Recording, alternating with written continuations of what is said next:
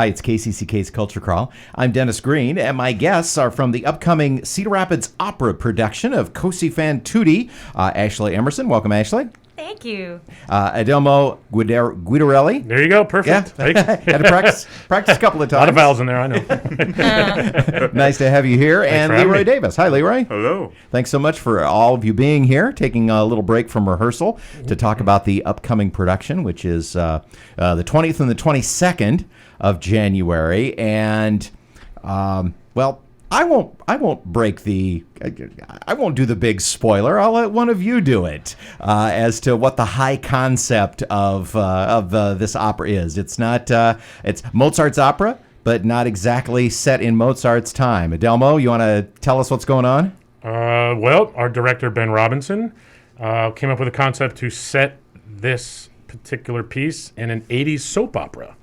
So it's quite interesting.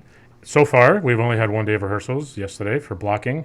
We haven't actually had a conceptual meeting yet, but I think we're all getting the gist of what he's going for. It's sort of like a production inside of a production where that if we're in a scene in this soap opera, we continue that scene and then actually I don't want to speak of her character, but her character of Despina is the director, one of the directors of directing the soap opera. And she'll be like, oh, cut. And then we go to normal people like, hey, what's going on? What are you doing? Hey, you really messed up that line. What's going on? Blah, blah, blah, blah, blah. And then she'll be like, yo, get it together. Come on, let's go. Azione. And then boom, then we're back into the soap opera and there's going to be multi-camera angles. So the audience will see us like mugging to a camera in the 80s soap opera fashion that Ben is encouraging us to do in certain spots. And I think it's super interesting. It's been super fun. I've seen you're going to see you said you're emceeing the designer parade. Yeah. I'm involved in in the red carpet. So we can talk about that in a little bit too. I've already tried on my pink puffy shirt, like the Seinfeld puffy shirt, and so I think it looks fabulous. And it's sort of the color of your shirt there with the puffy stuff in the middle. For those watching on the video, I'm wearing pink today. Sorry, I forgot that. So I'm super excited. It's so far so good, lots of fun, and I'm really enjoying the concept. Yeah, the plot of Cosi Fan Tutte, the Mozart opera, is really fun. It's also pretty ridiculous. Yes. So in terms of, I think it matches kind of the arguably ridiculous situations that can be in 80s soap operas, and I think it's a very clever take on what Mozart wrote and bringing it closer to, today, to modern age. Okay, Leroy, I'm going to ask you then to give us the kind of capsule version of the plot, which is it's, I guess by opera standards we would really call this a farce, because that's what it is. Yeah. Mm-hmm. So it starts as an argument between three friends, and Don Alfonso says that women by nature are unfaithful, and your women, Guglielmo and Ferrando's women, will be unfaithful. And we say, well, that's impossible. And then we say, okay, well, we'll challenge you to a duel if you can't prove it. And Don Alfonso says, well, I'm not going to fight you, but I'll prove it to you. We'll place a bet, and you'll do everything that I say for the next day and a half. And if all goes according to plan, you will see what I mean. And so from there, he has us dress up as alternate characters and try to woo the other's woman. So, for example, Guglielmo is betrothed to Fiorelluigi, and Ferrando is betrothed to Dorabella, and we switch them and see who falls first. And through machinations and trials, it turns out that both of them end up succumbing. One takes a little longer than the other, but they both end up succumbing. Spoiler alert for a 300-year-old opera. That's where they got the idea for wife swap. Yeah. Oh my gosh!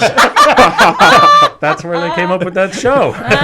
Thank you, Mozart. Yeah. Exactly. Well, I will say it's interesting that this production does try to address, as Ashley was saying, some of the ridiculousness of characters switching into their alter egos, but you can still sort of recognize that they are who they are. Yes. And so I think that this production will help maybe make a little more realistic some of the farce that on its face would seem just completely.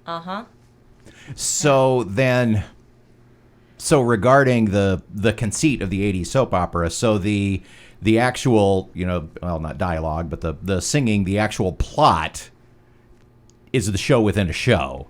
And then you break out of character then briefly? How does that work?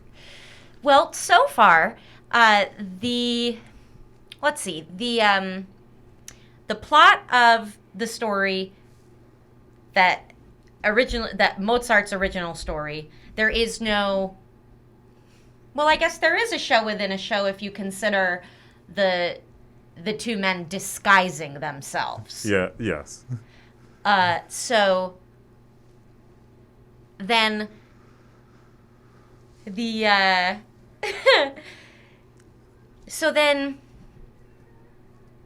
I'm not sure how to say it, that the with the soap opera, adding a soap opera aspect to it, it's almost like a mirror or commentary on the show within a show that people can experience when they are courting one another or in a relationship, the kind of different presentation. The persona that you put on when you're trying to impress somebody new. Yeah, sure. Yes. I think that can be. I think there's a bit of a commentary on that too in this specific spin. And really, the idea of we've already seen a lot of really fun mugging to the camera in rehearsal in terms of how those moments in soap operas where you hear dramatic music in the background and someone clutches their pearls and breathes deeply and focuses in on the camera. Those moments, kind of centering in on those moments for just like comedic, effect and ridiculousness. What Joey on Friends called the smell the fart. Oh my gosh, yes! Yes! That's it. That's right. Yes. So high concept sounds, a lot of fun. Obviously, anyone listening or watching can, just hear in your speaking voices that the singing is going to be magnificent. But inquiring minds want to know. The main question is, Ashley, shoulder pads, how big? Oh, I've got some pretty good shoulder pads so far, yes. And I really liked looking through pictures with the wig designer the other day.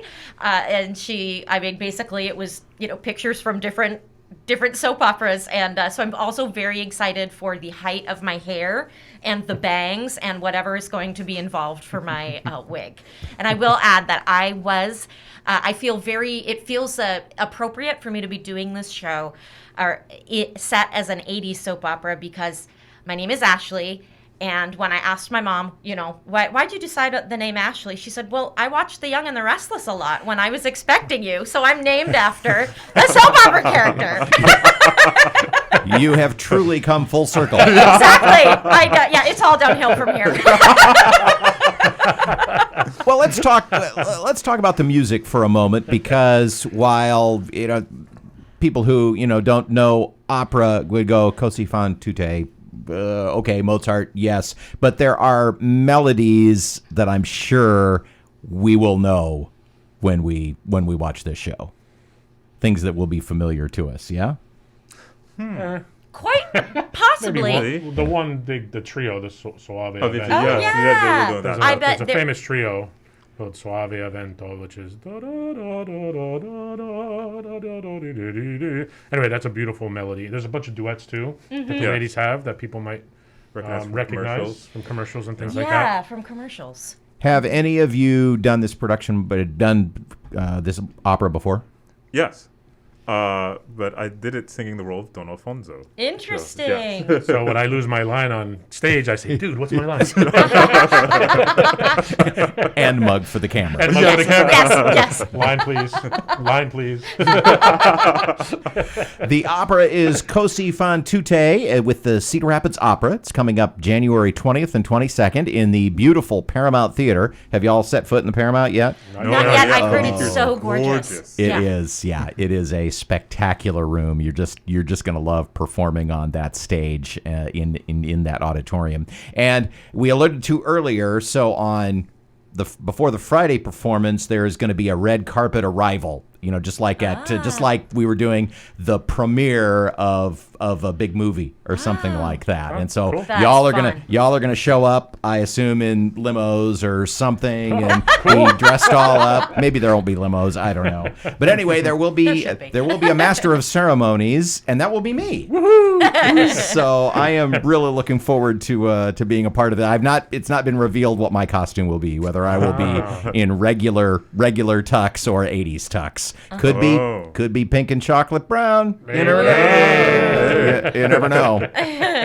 Well, this is, of course, one of Mozart's best operas, and I think that the way that this is going to be staged is just going to make it extra fun. Should mention singing in the original Italian, but super titles so we can all follow along, right? Yeah. Absolutely.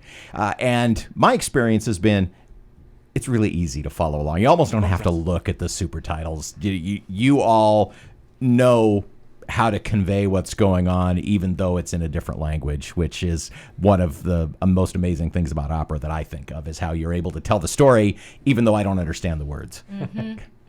That's fun. CRopera.org if you would like tickets. Again, Mozart's Cosi Fan Tutte, done as an 80s soap opera. It's the first really big production the opera's done in a while. So this is Awesome. this is going to be a real treat for all of us. So I want to thank you all for being here, and good luck with the show. Thank you for Thank having you so us. much. Take care. Again, CRopera.org if you would like tickets or more information. You can hear the Culture Crawl live on the radio most weekdays at 10:30, or download the podcast, watch or listen on your own schedule at kcck.org/culture, or using your favorite podcast player. I'm Dennis Green, and I'll talk to you later.